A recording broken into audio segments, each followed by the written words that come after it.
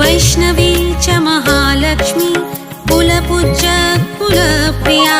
संहार्ति सर्वदैत्यानं सावित्री वेदगामिनी वेदतीता निरालम्बा निरलम्ब गणप्रिया निरालम्ब जनैपूज्या निरालोक निराश्रया एकांग सर्वगा सेव्या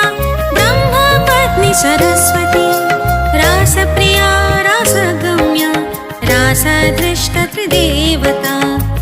रसिका रसिकानन्द स्वयं रासेश्वरी परा रासमण्डल मध्यस्था रासमण्डल शोभिता रासमण्डल सेव्या च रासक्रीडा मनोहरा पुण्डरीकाक्ष नीलया पुण्डरीकाक्ष गेहिनी पुण्डरीकाक्ष सेव्या